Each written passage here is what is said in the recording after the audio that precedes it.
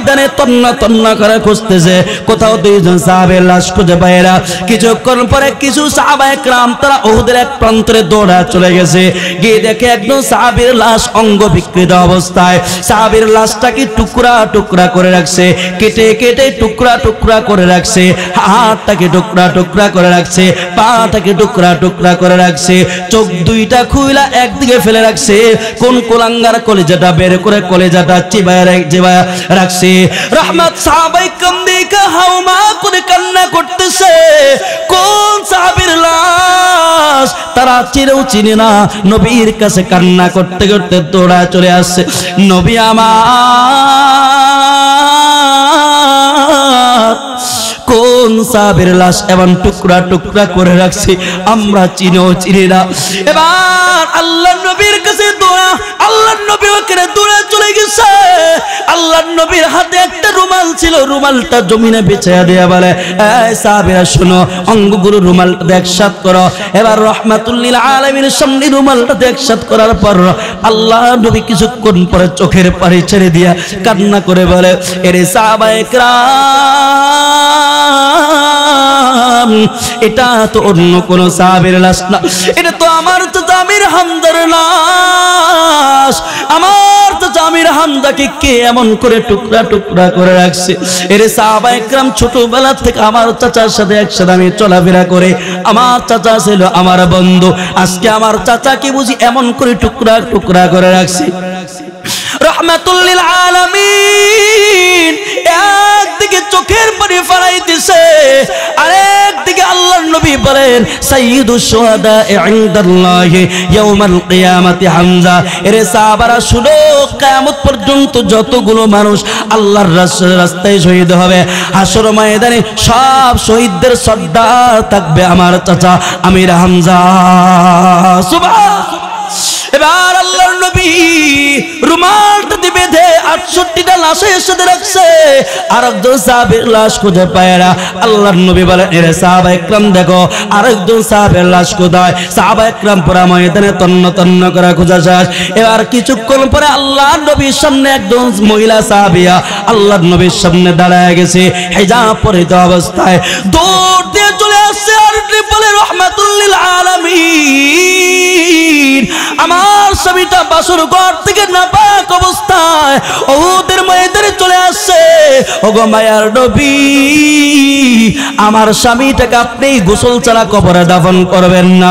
আল্লাহর নবী বলেন, মারে তুমি কি তোমার পরিচয়টুকু একটু দাও। আর ওই মহিলাটা ডাক দিয়ে বলে, রাহমাতুল লিল আলামিন, গতকালকে একজন সাহাবীর বিকালবেলা আপনি বিবাহ পড়াইছেন। আল্লাহর নবী বলেন, হ্যাঁ গতকালকে বিকালবেলা আমি হানজালা বিবাহ পড়াইছি, এমনকি আমি রাসূল নিজ হাতে খেজুর ছেড়ে এলাম। মহিলাটা ডাক দেয়া বলে, রাহমাতুল লিল আলামিন, আমার হাতে এই যে আমার হাতের বেদে এখনো শুকায় নাই, আপনি গতকালকে বিকালবেলা হানজালা বিবাহ পড়াইছেন, আর রাতে বেলা আমরা স্বামী স্ত্রী বড় আনন্দের সাথে সময়টা কাটায়, বড় আনন্দি চিত্তে সময়টা কাটায়। সাথে যখন আমার স্বামীর গোসল ফরজ হয়, আমি বালতি করে আমার স্বামীর সামনে পানির ব্যবস্থা করে দিলাম। ওগো স্বামী আমার, এই যে পানির ব্যবস্থা করে দিলাম, আপনি পবিত্র হয়ে তাহাজ্জুদ পড়বেন। আমার স্বামী যখন বালতি থেকে পানি উঠায়া শরীরে ঢালবে, হঠাৎ করে ঘরের পার্শ্ব থেকে কে জানে আওয়াজ দেয়, কদ কুতিলা মুহাম্মদ, আপনি মায়ার নবী নাকি দুনিয়ার জমিনে নাই। আমার স্বামীর কানে যখন এই কথাটুকু যায়, আমার স্বামী পাগল মতো হয়ে গেছে। রাহমাতুল লিল আলামিন পানি নিচে রেখে দিয়া শরীরে না ঢাইলা ঘরের ভিতরে দৌড়ায় চলে গেছে, জামাটা পরিধান কইরা খোলা তলোয়ারটা নিয়ে যুদ্ধের ময়দানে রওনা দিয়েছে। আমি বললাম, স্বামী আমার একটু থামে। আমার স্বামী ডাক দিয়ে বলি, রে প্রাণীর স্ত্রী, যেই জমিনে আমার মায়ার জমি নাই, এই জমির আমি হানজালাও থাকতে পারি না। এই জমিনে আমি হানজালা কেমন করে থাকি? আমার মায়ার নবী নাকি উহুদের ময়দানে শহীদ হয়ে গেছে। আমি বললাম স্বামী আমার আপনি একটু গোসলটা করে যান। আমার স্বামী ডাক দিয়া বলে এরে প্রাণীর স্ত্রী দুনিয়ার জমিনের পানি দিয়া গোসল করার সময় আমার নাই, আল্লাহর জান্নাতের পানি দিয়া গোসল করার সময় হয়ে গেছে। এরে প্রাণীর স্ত্রী দুনিয়ার জমিনে তোমার সাথে একবার দেখা হয়েছে, মনে হয় না দুনিয়ার জমিনে আর কোনোদিন দেখা হবে, আল্লাহর জান্নাতে গিয়ে দেখা হবে। এই কথা বলে বাসর ঘর থেকে বিদায় নিয়ে আসছে। আল্লাহর নবী আমার কথা শুই না চোখের পানি ফেলে কান্না করতেছে আর বলে রে সাহাবায়ে কেরাম দেখ আমার হানজালা কোথায়। সাহাবায়ে কেরাম পুরো ময়দানে তন্ন তন্ন করে খুঁজতেছে, কোথাও পায় না।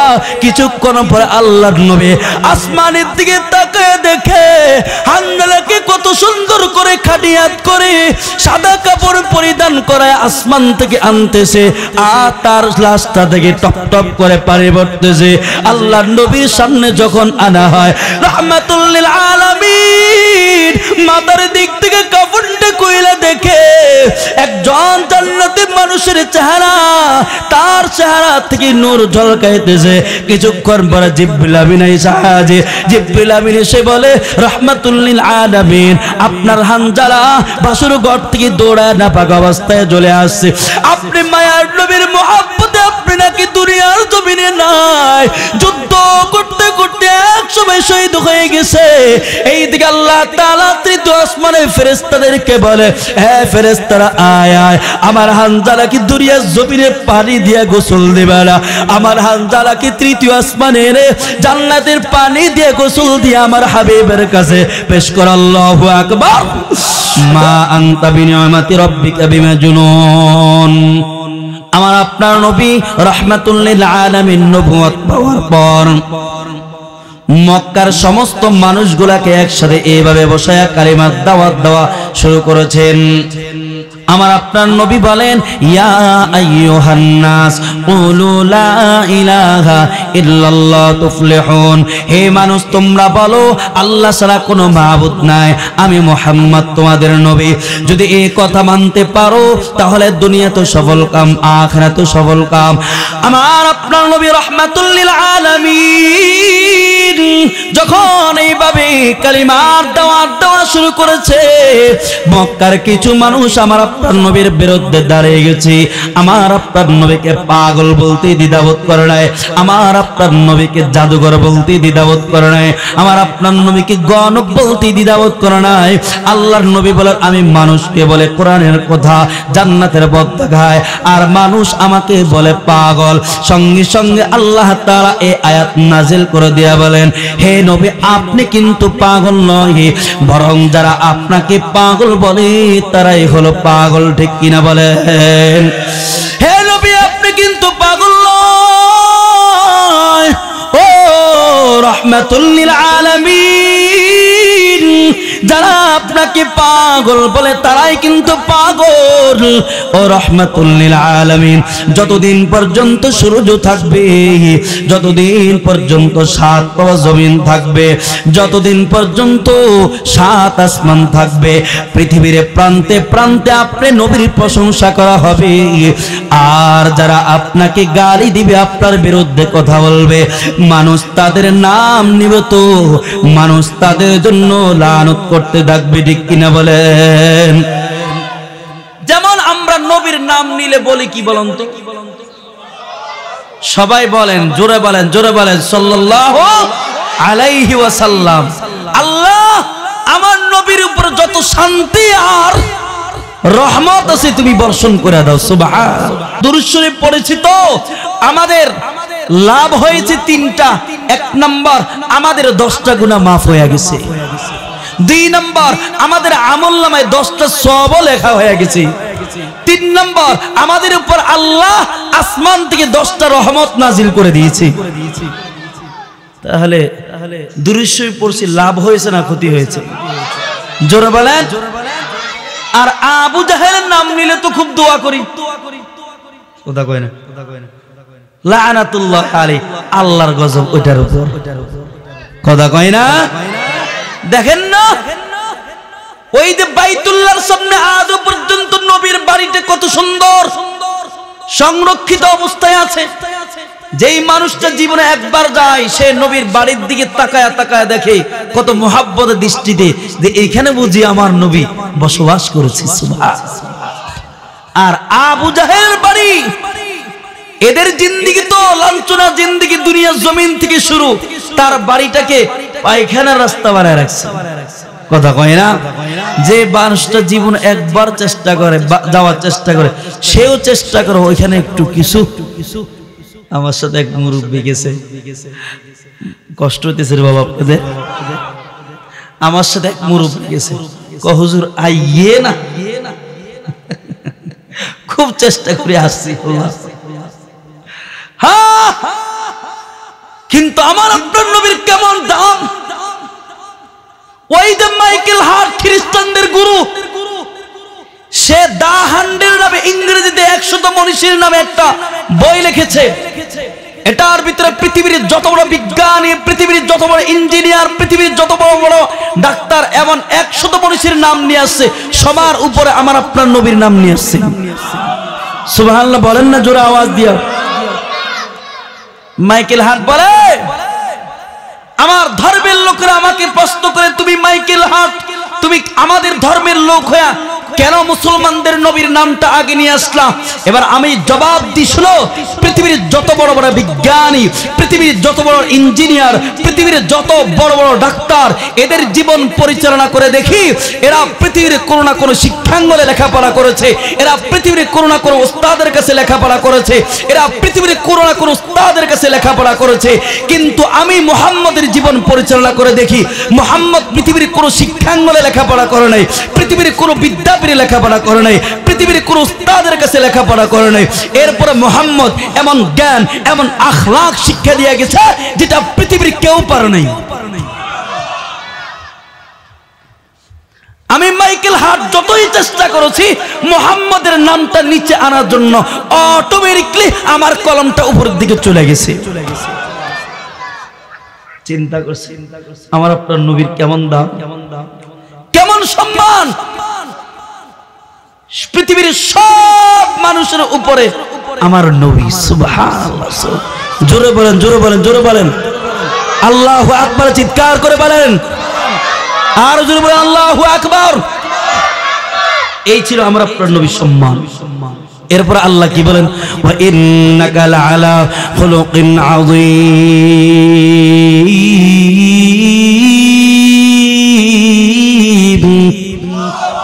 আর জোরে বলেন আল্লাহু আকবার। ওয়া ইন্নাকা লাআলা খুলুকিন আযীম।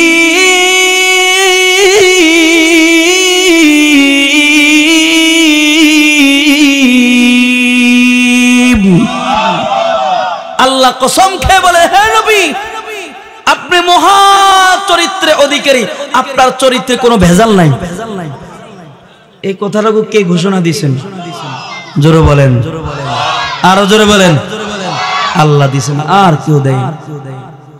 আল্লাহ বলেন, হে নবী, আপনি এত চরিত্রবানওয়ালা, আপনার চরিত্রে কোনো ভেজাল নাই। সুবহানাল্লাহ। খুলুক আযীম আল্লাহ ব্যবহার করেছেন।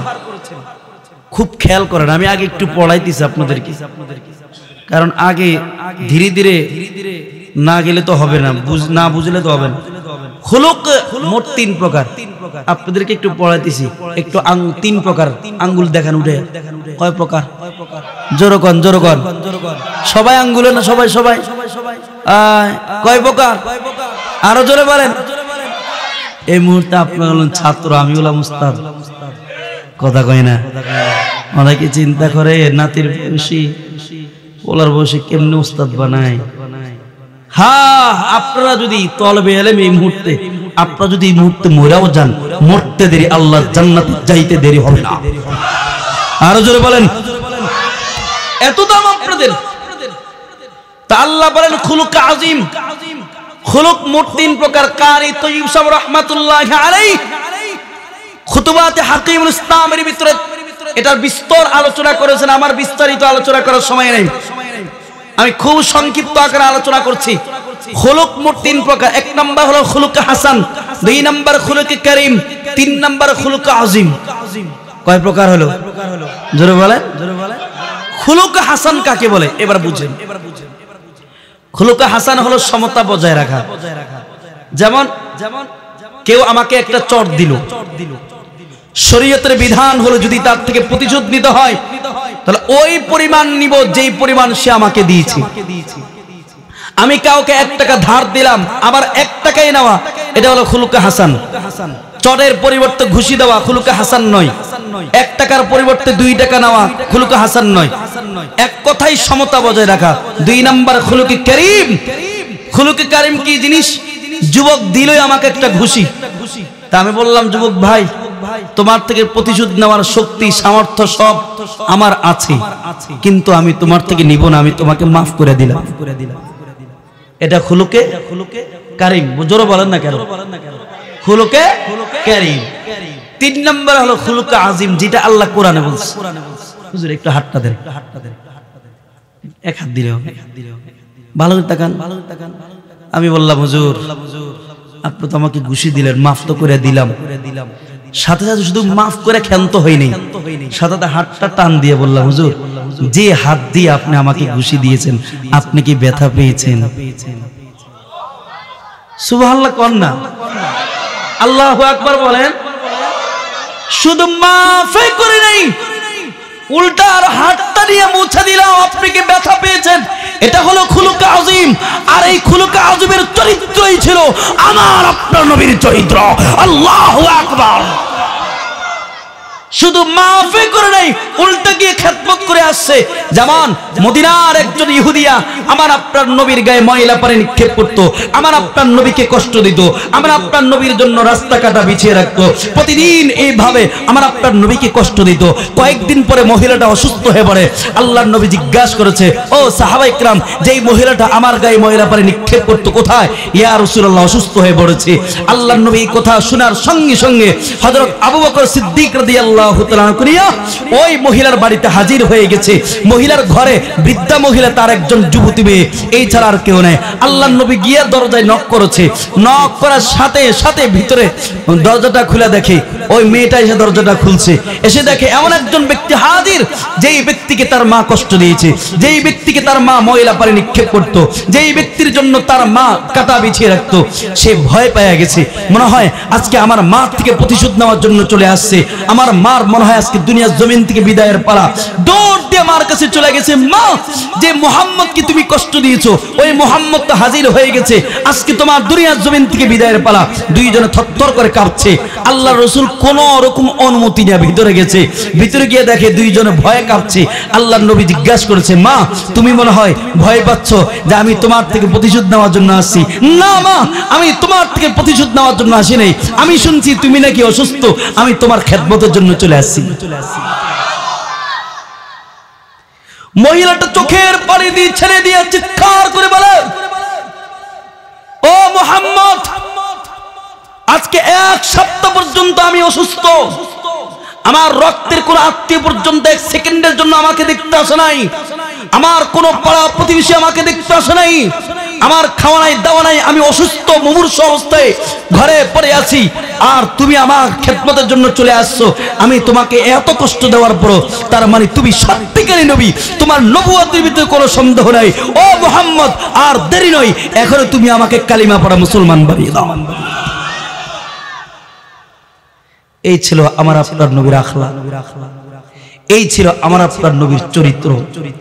একদিন তো এমন হয়েছে, আল্লাহ রাসূল যুদ্ধ করে আয়েশা একটা বাবলা গাছ, আরবে বাবলা গাছ আছে, এই বাবলা গাছের নিচে একটু ঘুমাইছেন। শরীরটা ক্লান্ত তো নবীর, তো ঘুমায় তার তলোয়ারটা গাছের উপরে এভাবে ঝুলাই রাখছে, নিচে ঘুমাচ্ছেন। হঠাৎ করে এক ইহুদি চলে আসছে। ইহুদি বলে আজকে সুযোগ মুহাম্মদকে হত্যা করার। তলোয়ারটা হাতে নিয়ে এবার আল্লাহ রাসূলকে বলে, মাইয়ামনাকা বিন্নি, মুহাম্মদ বলো আজকে তোমাকে আমার হাত থেকে কে রক্ষা করবে? রাসূল তো আল্লাহর উপর তাওয়াক্কুল আছেই যে আল্লাহ আমাকে রক্ষা করবে। আল্লাহ রাসূল 3 বার আল্লাহ শব্দ উচ্চারণ করেছেন। মান ক্বালা ক্বালা আল্লাহ আল্লাহ আল্লাহ সালাসা মাররাতিন, 3 বার আল্লাহ শব্দ উচ্চারণ করেছে। নবীর জবান থেকে যখন আল্লাহ শব্দ বের হয়েছে, এটার পাওয়ার আছে তো? এই কথা কই না, এটার পাওয়ার আছে। এই শব্দ উচ্চারণ করার সাথে সাথে ইহুদির ভিতরে জ্বালা শুরু হয়ে গেছে, পুরো শরীর কাঁপতেছে, কাঁপতে কাঁপতে ওই ইহুদির হাত থেকে তলোয়ারটা নিচে পড়ে গেছে। এবার আল্লাহ রাসূল তলোয়ারটা উঠাইয়া বলে মাইয়াম নাহকা মিন্নি, এবার তুমি বলো তোমারকে আমার হাত থেকে কে রক্ষা করবে? ইহুদি তো আল্লাহর প্রতি বিশ্বাস নাই, সে বলে মুহাম্মদ তুমি রক্ষা করবা। আল্লাহ রাসূল তো আখলাকওয়ালা, মাফ করে দিয়েছে। এবার ওই ইহুদি যুবক বলে মুহাম্মদ আমি আপনাকে হত্যা করার সুযোগ হয় নাই, এই জন্য হত্যা করতে পারি নাই, আর আপনি সুযোগ পায় আমাকে হত্যা করেন নাই, তার মানে আপনি নবী, এত সুন্দর আখলাক, আর দেরি নয় আপনি মুহাম্মদ, এখন আমাকে কালিমা পড়া মুসলমান বানিয়ে দেন।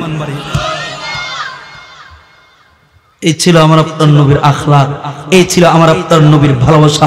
কিন্তু বড় দুঃখ আর পরিতাপের বিষয়, এই নবীর আখলাকের উপর, এই নবীর আখলাকের উপর কিছু কুলাঙ্গার আর নাস্তিকেরা আঘাত করার চেষ্টা করেন। কথা কয় না, জোরে বলেন। আমার নবীকে বলে সন্ত্রাস। নাউজুবিল্লাহ প্যাকেট ভরে রেখে দেন, বাড়ি থেকে বোর কাছে ছাইরেন। আরো জোরে কান, আমার নবী সন্ত্রাস ছিল, জোরে বলেন। ইদানিং কালে ইসকনের এক কুলাঙ্গার বাচ্চা আমার নবীকে সন্ত্রাস বলে গালি দিয়েছে। নাউজুবিল্লাহ কোন আমার নবী কি সন্ত্রাস ছিল? আরেক কুলাঙ্গার আমার নবীকে বলে নারী লোভী, জোরে বলতে হবে। আরেক কুলাঙ্গার আমার নবীকে বলে সম্পদের লোভী।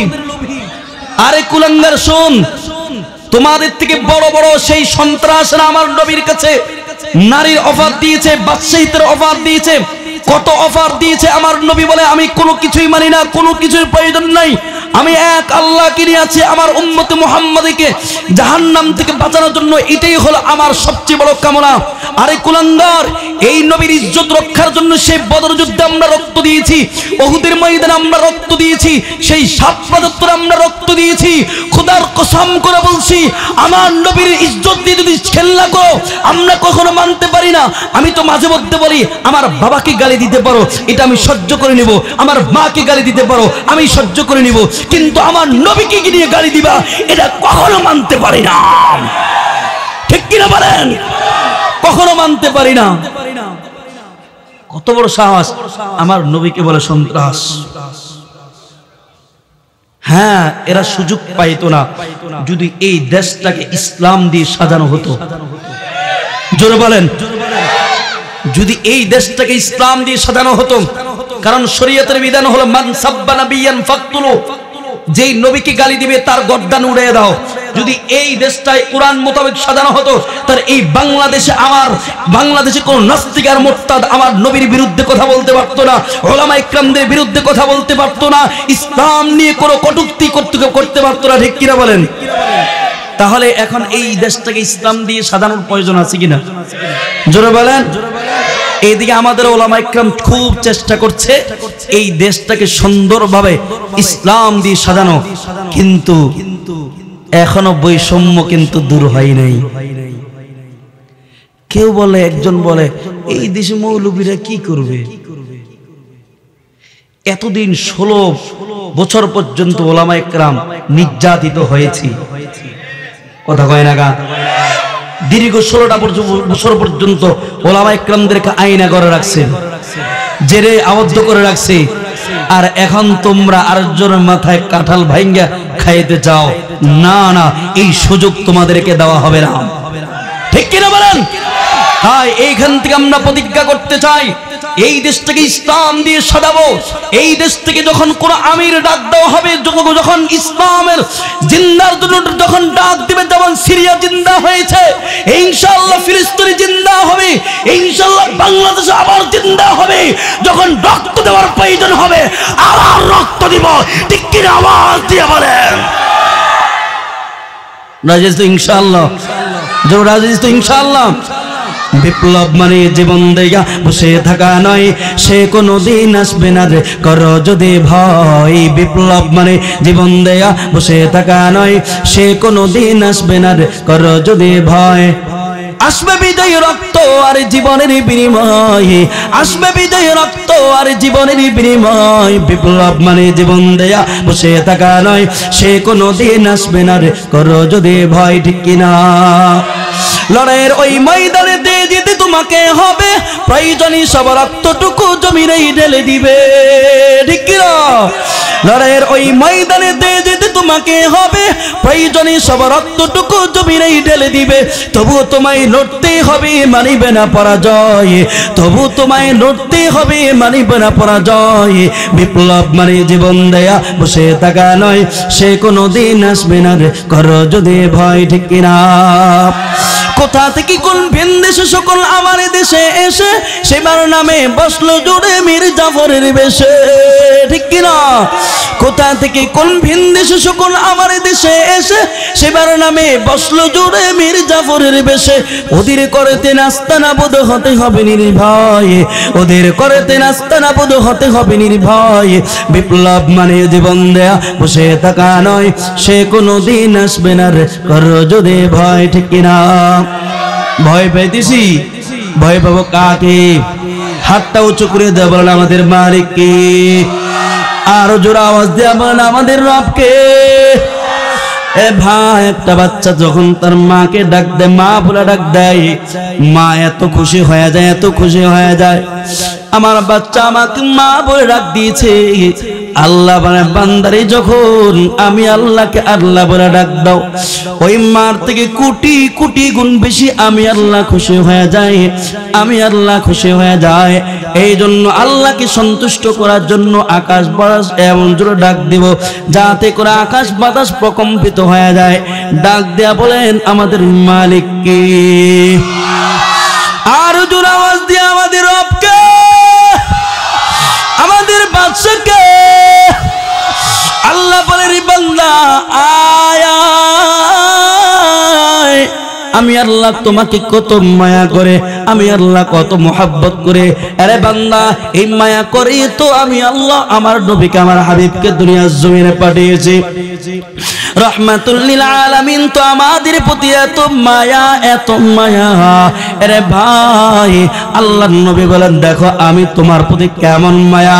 ওই মালিকের মতো একজন মালিক যখন কোথাও আগুন জ্বালায় আর আগুনে ঝিঝি পোকাগুলো এসে পড়ার উপক্রম হয়, ওই মালিক কি করে? আগুন এইভাবে বাতাস দিয়ে দিয়ে শুধু এইভাবে পোকাগুলোকে দূরে সরায় দেয় যাতে করে পোকাগুলো আগুনে না পড়ে যায়।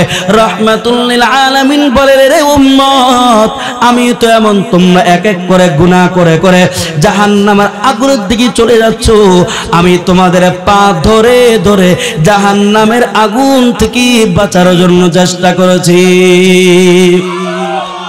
আমার আপনার নবী এত দয়া, এত রহমতওয়ালা, এই কারণে আল্লাহ নিজে বলেন, ওয়ামা আরসালনাকা ইল্লা রাহমাতাল লিল আলামিন।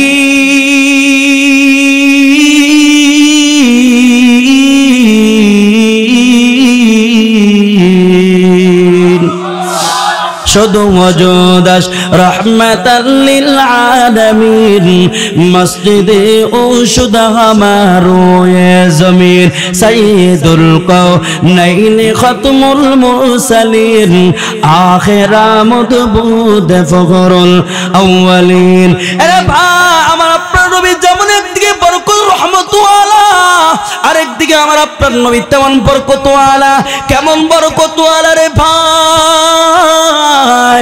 আমার আপনার নবী দুধে হাত দিল বরকত হয়ে যেত, এমনকি খানা পিনার ভিতর হাত দিল বরকত হয়ে যেত। ওই যে হযরত আমিনা বলেন, মুহাম্মদ এখনো দুনিয়ার জমিনে আসে নাই, আমার ছেলে এখনো দুনিয়ার জমিনে আসে নাই। আমি মুহাম্মদ যখন পেটে ছিল, এই পেটে থাকা অবস্থায় যখন আমি জমজম কূপের কাছে যেতাম, পানি জমজমের কূপের পানি তো অনেক নিচে ছিল, এই পানি যখন উঠানো লাগতো, বালতিকে রশি দিয়া বেঁধে এইভাবে পানি উঠানো লাগতো, অন্যান্য মানুষগুলো এইভাবে পানি উঠাইতো।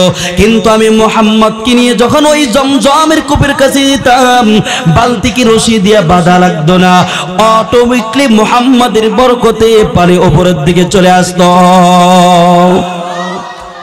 আমি যখন পানি নিয়ে চলে আসতাম, পানি আবার নিচের দিকে চলে যাইত। এই ছিল আমার আপনার নবী বরকতওয়ালা। ও ভাই, ওই খন্দকের যুদ্ধের দিকে তাকান। একবার তো এমন হয়েছে কাফের বেঈমানরা মুসলমানদেরকে দুনিয়ার জমিনে থাকতে দেবে না, ইসলাম দুনিয়ার জমিনে থাকতে দেবে না, কোরআন দুনিয়ার জমিনে থাকতে দিবে না। রাহমাতুল লিল আলামিন যখন এই অবস্থায় দেখলেন, এইদিকে আল্লাহর নবীর একজন সাহাবী সালমান ফারসি রাদিয়াল্লাহু তাআলা আনহু আল্লাহর রাসূলকে পরামর্শ দিয়েছে। রাহমাতুল লিল আলামিনকে সালমান ফারসি রাদিয়াল্লাহু তাআলা আনহু পরামর্শ দেন, ও রাহমাতুল লিল আলামিন, কাফির বেঈমানরা যেহেতু চলে আসছে,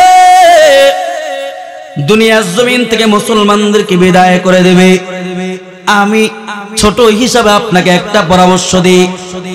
মাঝে মধ্যে ছাত্র উস্তাদকে পরামর্শ দিতে পারে, উস্তাদ ও ছাত্রকে পরামর্শ দিতে পারে। সালমান ফারসি বলেন, রাহমাতুল লিল আলামিন, আপনি পরীক্ষা খনন করেন, অর্থাৎ নিচে মাটি 10 হাত খনন করবেন আর পাশে 10 হাত। এরে ভাই, ওই আরবের ভূমি কিন্তু বাংলাদেশের ভূমির মতো না। বাংলাদেশের ভূমির উপরে যেমন কোদাল রাখলে নিচের দিকে চলে যায়, কিন্তু আরবের ভূমি এত শক্ত, সব পাথর আর পাথর, যেখানে যেদিকে তাকায় শুধু পাথর আর পাথর। আল্লাহর নবী সালমান ফারসি রাদিয়াল্লাহু তাআলা পরামর্শ অনুযায়ী 3000 সাহাবায়ে কেরামদেরকে নিয়ে খন্দকের যুদ্ধে চলে গেছে। সাহাবায়ে কেরাম রাদিয়াল্লাহু তাআলা আনহুম আল্লাহর রাসূল তাদেরকে নিয়ে এইভাবে কোদাল নিয়ে এইভাবে মাটি খনন করা শুরু করেছে, পাথরগুলো ভাঙা শুরু করেছে। সাহাবায়ে কেরাম কি পরিমাণ মেহনত মুজাহাদা করছে। 1 সপ্তাহ পর্যন্ত সাহাবায়ে কেরামদের খাওয়া নাই, 1 সপ্তাহ পর্যন্ত সাহাবায়ে কেরামদের পেটে কোনো পানি নাই। সাহাবায়ে কেরাম খেয়ে না খেয়ে তারা এমন মেহনত মুজাহাদা করে যাচ্ছে, রাহমাতুল লিল আলামিনও মেহনত করে যাচ্ছে। সাহাবায়ে কেরামদের কোনো খাবার নাই, সাহাবায়ে কেরাম একটা খেজুর খেয়ে দিন পার করতেছে। একজন সাহাবী তো এমন হয়েছে, পেটে ক্ষুধার কারণে পেটে পাথর বাইদা নবীর সামনে দাঁড়িয়ে বলে, রাহমাতুল লিল আলামিন, পেটে ক্ষুধার কারণে আমি পেটে পাথর বেঁধেছি। আল্লাহর নবী তাকে সান্ত্বনা দেওয়ার জন্য আল্লাহর নবী এইভাবে জামাটা উল্টা বলে, এরে সাহাবী, তুমি একটা পাথর বেঁধেছো আর আমি নবী পেটে ক্ষুধার কারণে 2টা পাথর বেঁধেছি। এইদিকে আল্লাহর রাসূলের একজন সাহাবী জাবের রাদিয়াল্লাহু তাআলা আনহু, যার বাড়িটা মদিনায়, জাবের আল্লাহর রাসূলের পেটে পাথরে দিকা তিনি সহ্য করতে পারে নাই, তিনি দৌড়া বাড়ির দিকে চলে গেছে। বাড়ি থেকে তার স্ত্রীকে বলে, ওগো স্ত্রী, বলো বলো, আমার মায়ের নবী তো পেটে ক্ষুধার কারণে পেটে পাথর বেঁধেছে, বলো ঘরে কোনো খাবার আছে কিনা, আমি নবীকে দাওয়াত দেব। তার স্ত্রী বলে, হ্যাঁ, ঘরে একটা ছোট্ট বকরি আছে আর কিছু জব আছে, তাহলে তাড়াতাড়ি বকরিটা জবাই করে বোনা করে রুটি বলে আমার নবীর কাছে দাওয়াত দেব। এবার বকরিটা জবাই করে রুটি বানায়া নবীর কাছে জাবের দৌড়া চলে গেছে। ওগো রাহমাতুল লিল আলামিন, আপনি সহ কিছু সাহাবায়ে কেরামদের কাছে, সাহাবায়ে কেরাম সহ আমার বাড়িতে চলে আসেন, একটু মেহমানদারির ব্যবস্থা করেছি। আল্লাহর নবী বলেন, এরে সাহাবী, এরে জাবের, আমি নবী তো এমন নয় আমি কাউকে রেখে যাব আর কাউকে নিয়ে যাব, এটা আমি নবীর দ্বারা সম্ভব না। জাবের বলেন, রাহমাতুল লিল আলামিন, আমি তো সব সাহাবায়ে কেরামদের খাবারের ব্যবস্থা করে নাই। আল্লাহর নবী বলেন, এই জাবের, যাও তুমি বাড়ির দিকে দৌড়া চলে যাও, বাড়ির দিকে গোস্তের ডেকচিটা চুলার উপর রেখে দাও, এমনকি ঢেকে রেখে দাও আর রুটিগুলা ঢেকে রেখে দাও। আমি নবী এসে চুলার থেকে ওই গোস্তটা নামাবো, রুটিগুলার ঢাকনা সরাবো। যাও তুমি বাড়ির দিকে দৌড়া চলে যাও। এর যাবে, তুমি পেরেশানির কোনো কারণ নাই। যাবে রাদিয়াল্লাহু তাআলা দৌড়া বাড়ির দিকে চলে গেছে। বাড়ি থেকে আল্লাহর কথা, আল্লাহর রাসূলের কথা অনুযায়ী গোস্তের ডেকচিটা চুলার উপর রেখে দিয়েছে, এমনকি ওই দিকে রুটিগুলাও ঢেকে রেখে দিয়েছে। আর তার স্ত্রী কি বলে, ও প্রাণীর স্ত্রী শুনো, আল্লাহর নবী তো 3000 সাহাবা একরামদেরকে নিয়ে আসতেছে। তার স্ত্রী ডাক দিয়া বলে, তুমি কি নবীকে বলো না আমি কিছু অল্প কিছু মেহমানদের ব্যবস্থা করেছি? হ্যাঁ বলেছি, কিন্তু নবী বলেন আমি কাউকে রেখে যাব আর কাউকে নিয়ে যাব, এটা আমার দ্বারা সম্ভব না, আমার দ্বারা সম্ভব না। স্ত্রী নবী আমাকে ডাক দিয়ে বলে, গোস্তের ডেকচিটা ঢেকে রেখে দাও, চুলার উপর রেখে দাও।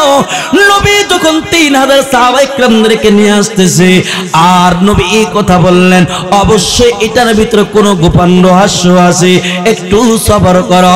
জাবের রাদিয়াল্লাহু তাআলা ঘরের সামনে অপেক্ষমান, কখন রাহমাতুল লিল আলামিন তিনি সাহাবা একরামদেরকে নিয়ে আসবেন।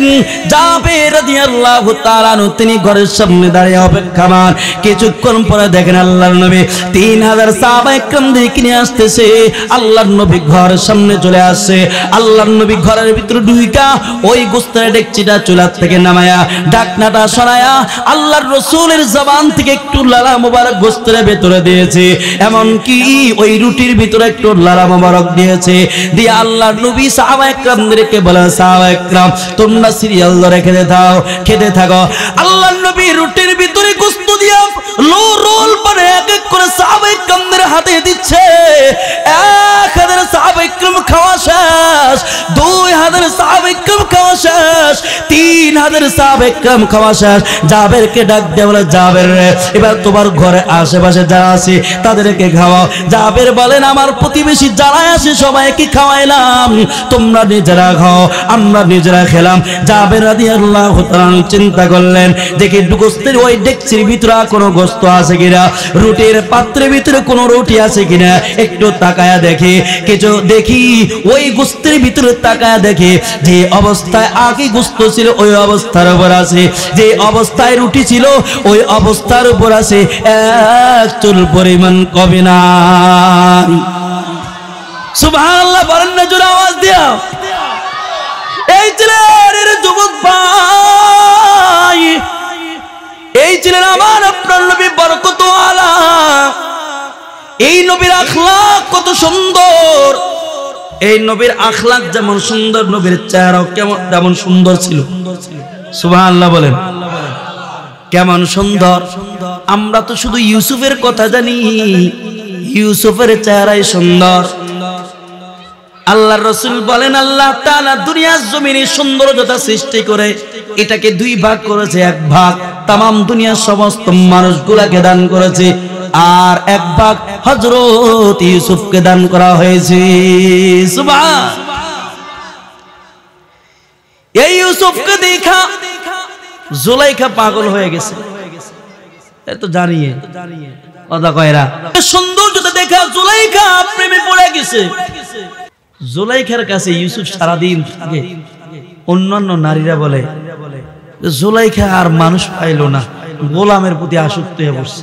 উদ্দেশ্য ছিল জুলাইখা যদি ছাইরা দেয় তাহলে আমরা ভাগে পাওয়া যাব। আমগো দেশে যেমন যুবকেরা বন্ধু বন্ধুকে বলে, বন্ধু আর তুই মহিলা পাইলি না আর মেয়ে পাইলি না, এটার প্রতি আসক্ত হয়ে পড়ছে। মানে মনে রাখছে যদি বন্ধু ছাইরা দেয় টান দিয়ে আমি লইয়া যাব। কথা কয় না, জোরে বলেন। এমন যুবক সমাজে নাই, কথা কয় না, আছে। জুলাইখা মিশরের নারীরা এমন।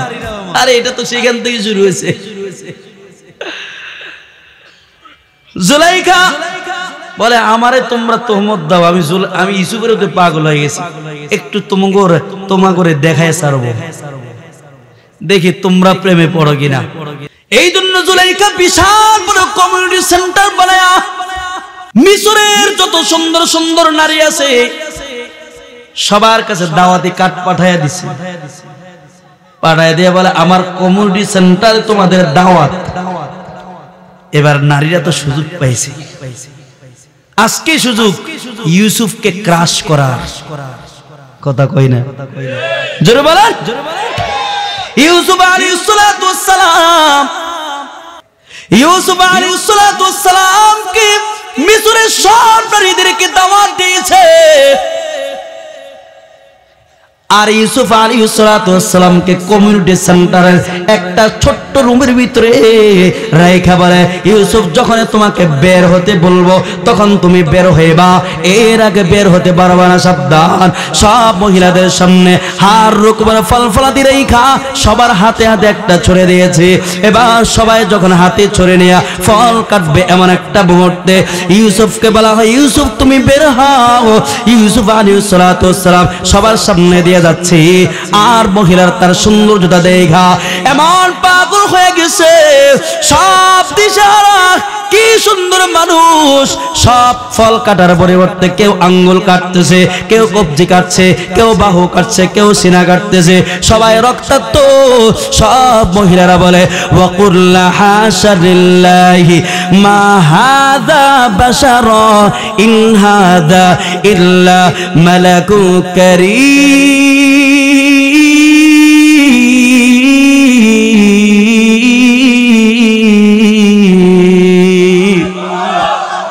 সব মহিলারা এক বাক্যে বলে, মানুষ কি এত সুন্দর? মানুষ তো এত সুন্দর হতে পারে না, এটা মনে হয় আল্লাহর পক্ষ থেকে ফেরেশতা। এইদিকে জুলাইখা মিটি মিটি হাসে। জুলাইখা কিছুক্ষণ পরে ডাক দিয়া বলে, আজকে তোমাদের এমন কি হলো? ইউসুফকে দেখে তোমরা আঙ্গুল কেটে ফেলছো, তোমরা হাত কেটে ফেলছো। আমি তো জুলাইখা কখনো এমন করে নাই, আমি তো কখনো হাত কাটি না। আজকে তোমরা একবার দেখা তোমরা আঙ্গুল কেটে ফেলছো। ইউসুফ তো সারাদিন আমার কাছে থাকে, আমি তো কখনো আঙ্গুল কাটি নাই। এখন তোমরা বলো, ইউসুফকে দেখে এক নজরে দেখে আঙ্গুল কেটে ফেলছো, তোমরা তার প্রেমে পড়ে গেছো। এবার তোমরা বলো, তোমরা লজ্জিত হওয়া উচিত নাকি আমি জুলাইখা লজ্জিত হব? এই কথা বলার সঙ্গে সঙ্গে মহিলা লা জবাব, কোন উত্তর নাই, মাথাটা নোয়াই নিচের দিকে বসে রয়েছে। হায় হায় কি করলাম, ইউসুফ এত সুন্দর। সুবহানাল্লাহ। আরো জোরে কান। নবীকে দেখা ইউসুফকে দেখা মিসরের নারীরা হাত কেটে ফেলছে। আর আমার আপনার নবী কত সুন্দর। আম্মা জান আয়েশা সিদ্দিকা রাদিয়াল্লাহু তাআলা আনহা বলেন, ও জুলাইখা, যদি জুলাইখা ছিল না, জুলাইখাকে উদ্দেশ্য করে বলে, জুলাইখা রে, তোমরা ইউসুফকে দেখে আঙ্গুল কেটে ফেলছো, হাত কেটে ফেলছো। আর যদি আমার মাসুক প্রেমিককে দেখতা, আমার নবীকে দেখতা, তাহলে তোমরা আঙ্গুল না, তোমাদের কলিজা পর্যন্ত কেটে ফেলতা। লানা শামসুন ওয়ালিল আফাকি শামসুন ওয়া শামসি খায়রুম মিন শামসিস সামাই ফাইন্নাশ শামসা তাতলু বা'দা ফাজরিন ওয়া শামসি তাতলু বা'দাল ইশাই। এইজন্য ভাই আমি শেষ পর্যায়ে চলে আসছি, যেহেতু হুজুর চলে আসছেন, আমি আর সামনের দিকে অল্প সময় আমি সময় নেব। এই সাহাবায়ে কিরাম নবীর জন্য জীবন দিয়েছে, নবীর জন্য সাহাবায়ে কিরাম এত পাগল, এত পাগল। ওই যে উহুদের ময়দানে সাহাবায়ে কিরাম নবীর জন্য জীবন দিয়েছে, যে উহুদের ময়দানে সামান্য একটু ভুলের কারণে সাহাবায়ে কিরাম মুসলমানরা পরাজয় লাভ করেছে। যখন উহুদের যুদ্ধ যখন শেষ হয়, আল্লাহর নবী সাহাবায়ে কিরামদেরকে ডেকে বলে, এই সাহাবায়ে কিরাম শুনো, কয়জন সাহাবী শহীদ হয়েছে, সব সাহাবায়ে কিরামদের লাশগুলো, শহীদের লাশগুলো একসাথে করো। আল্লাহর নবীর সামনে শহীদদের সব লাশগুলো একসাথে করেছে। এবার আল্লাহর নবী গুনে গুনে দেখলেন 68টা লাশ। কয়টা লাশ? সবাই বলেন 68টা লাশ। আল্লাহর নবী বলেন, এরে সাহাবায়ে কিরাম শুনো, গতকালকে রাত্রে আমি স্বপ্নে দেখেছি আমি আল্লাহর রাস্তায় 17টা উট কুরবানি করেছি। এর দ্বারা উদ্দেশ্য হলো আমার 17 জন সাহাবী তারা উহুদের ময়দানে তারা শহীদ হবে। আল্লাহর নবী বলেন, এরে সাহাবায়ে কিরাম দেখ, আমার 2 জন সাহাবীর লাশ কোথায়? সাহাবায়ে কিরাম পুরা ময়দানে তন্ন তন্ন করে খোঁজা যায়। যুবক ভাই রে, একটু কান লাগায় শুনেন, একটু দিল দিয়ে শুনেন, তাহলে অবশ্যই চোখের পানি পড়ে যাবে। আল্লাহর কাছে বলেন, আল্লাহ আমি যে কত বড় নাফরমান, নবীর প্রতি এই ভালোবাসা আমার নাই। সাহাবায়ে কিরামদের কেমন ভালোবাসা। আল্লাহর নবী বলেন, সাহাবায়ে কিরামদের যাক আমার দুইজন সাহাবীর লাশ কোথায়? সাহাবায়ে کرام পুরা ময়দানে তন্ন তন্ন করে খুঁজতেছে, কোথাও দুইজন সাহাবীর লাশ খুঁজে পায় না। কিছুক্ষণ পরে কিছু সাহাবায়ে کرام তারা উহুদের এক প্রান্তরে দৌড়া চলে গেছে, গিয়ে দেখে একজন সাহাবীর লাশ অঙ্গ বিকৃত অবস্থায়। সাহাবীর লাশটাকে টুকরা টুকরা করে রাখছে, কেটে কেটে টুকরা টুকরা করে রাখছে, হাতটাকে টুকরা টুকরা করে রাখছে, পাটাকে টুকরা টুকরা করে রাখছে, চোখ দুইটা খুইলা একদিকে ফেলে রাখছে, কোন কোলাঙ্গার কলিজাটা বের করে কলিজাটা চিবায় রাখছে। রহমত সাহাবায়ে کرام দেখে হাওমা করে কান্না করতেছে। কোন সাহাবীর লাশ তারা চিরেও চিনে না, নবীর কাছে কান্না করতে করতে দৌড়া চলে আসছে। নবী আমার কোন সাহাবীর লাশ এমন টুকরা টুকরা করে রাখছি আমরা চিনেও চিনি না। এবার আল্লাহর নবীর কাছে দৌড়া, আল্লাহর নবী ওখানে দৌড়ে চলে গেছে। আল্লাহর নবীর হাতে একটা রুমাল ছিল, রুমালটা জমিনে বিছায়া দেয়া বলে, এই সাহাবীরা শোনো, অঙ্গগুলো রুমালটা একসাথে করো। এবার রাহমাতুল লিল আলামিনের সামনে রুমালটা একসাথে করার পর আল্লাহর নবী কিছুক্ষণ পরে চোখের পানি ছেড়ে দিয়া কান্না করে বলে, এরে সাহাবায়ে کرام, এটা তো অন্য কোন সাহাবীর লাশ না, এটা তো আমার চাচা আমির হামজার লাশ। আমার চাচা আমির হামজাকে কে এমন করে টুকরা টুকরা করে রাখছে? এরে সাহাবায়ে کرام, ছোটবেলা থেকে আমার চাচার সাথে একসাথে আমি চলাফেরা করে, আমার চাচা ছিল আমার বন্ধু, আজকে আমার চাচাকে বুঝি এমন করে টুকরা টুকরা করে রাখছে। রহমাতুল লিল আলামিন একদিকে চোখের পানি ফেলাইতেছে, আরেকদিকে আল্লাহর নবী বলেন, সাইয়্যিদুশ শুহাদা ইনদাল্লাহি ইয়াউমাল কিয়ামাতি হামজা। এরে সাহাবারা শুনো, কিয়ামত পর্যন্ত যতগুলো মানুষ আল্লাহর রাস্তায় শহীদ হবে, হাসর ময়দানে সব শহীদদের সর্দার থাকবে আমার চাচা আমির হামজা। সুবহানাল্লাহ।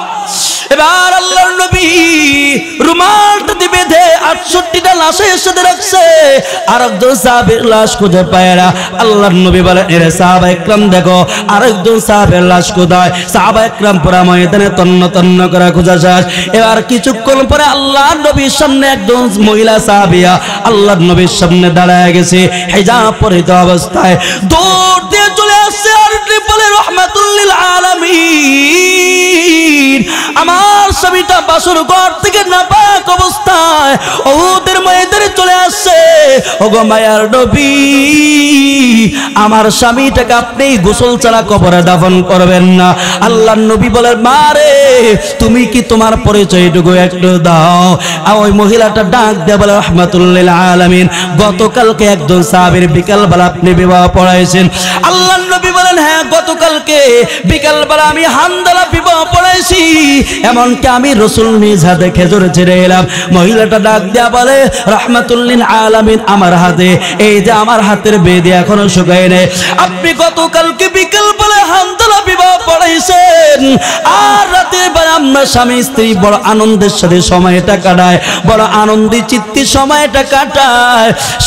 সাথে যখন আমার স্বামীর গোসল ফরজ হয়, আমি বালতি করে আমার স্বামীর সামনে পানির ব্যবস্থা করে দিলাম। ওগো স্বামী আমার, এই যে পানির ব্যবস্থা করে দিলাম, আপনি পবিত্র হয়ে তাহাজ্জুদ পড়বেন। আমার স্বামী যখন বালতি থেকে পানি ওঠায়া শরীরে ঢালবে, হঠাৎ করে ঘরের পার্শ্ব থেকে কে জানে আওয়াজ দেয়, কদ কুতিলা মুহাম্মদ, আপনি মায়ার নবী নাকি দুনিয়ার জমিনে নাই।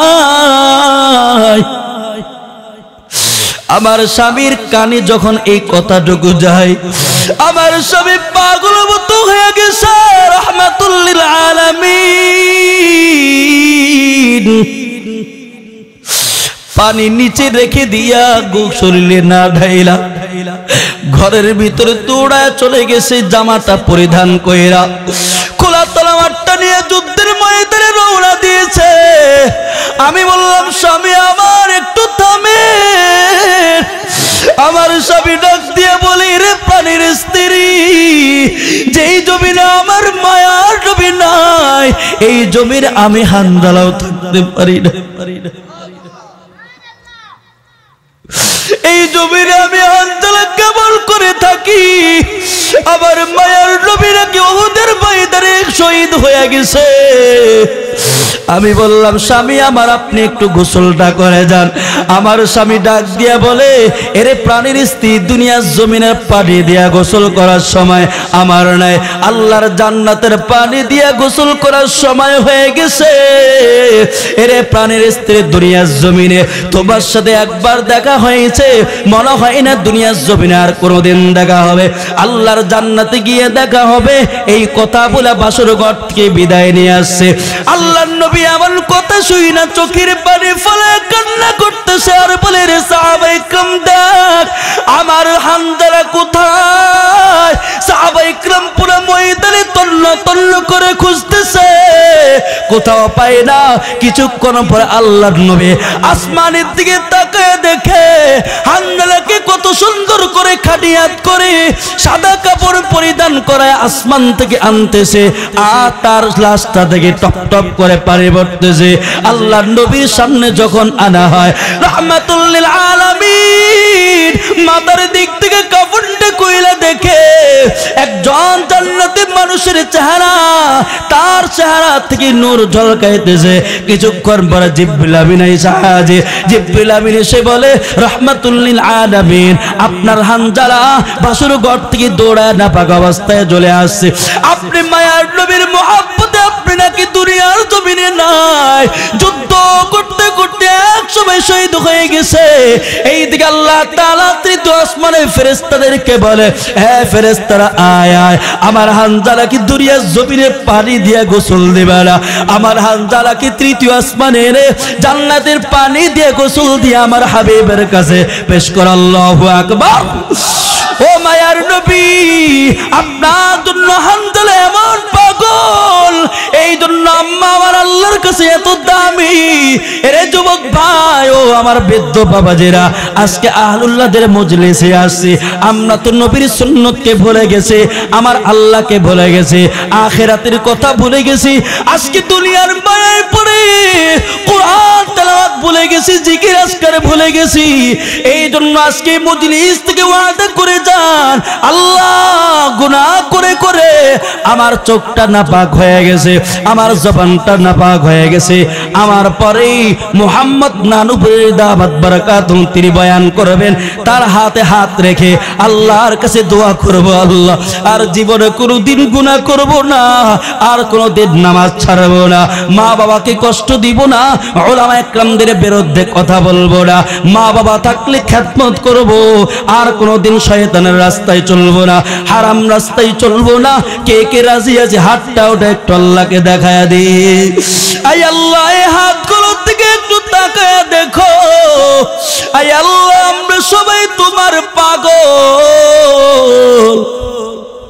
আল্লাহ জীবনে কত গুনাহ করেছি, গুনার কারণে চোখটা না পাক হয়ে গেছে। হায় আল্লাহ আমার আশেপাশে আহলুল্লাহরা বসে আছে, আল্লাহ আমার মতো নাখান্দা গুনাহগার আর কেউ নাই। আয় আল্লাহ এখানে দেখো কার চোখে পানি,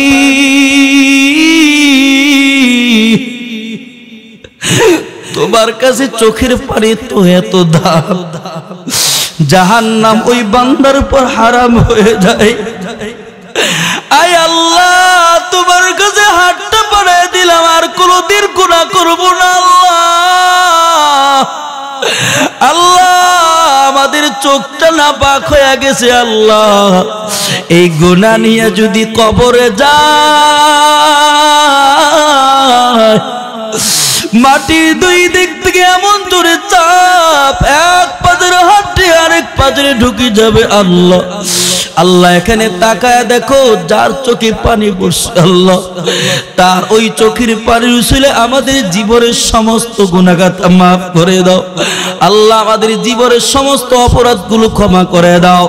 আল্লাহ আমার পর প্রধান মেহমান আল্লাহ তিনিও বয়ান করবেন, আল্লাহ তার উসিলায় তিনি মুসাফির মানুষ, তার উসিলায় আমাদের গুনাহগুলো মাফ করে দাও। আল্লাহর কোনোদিন শয়তানের রাস্তায় চলবো না, আল্লাহ তুমি কবুল করে নাও। সবাই বলেন আমিন। আর জোরে চিৎকার দিয়ে আওয়াজ দিয়া বলেন আল্লাহুম্মা আমিন।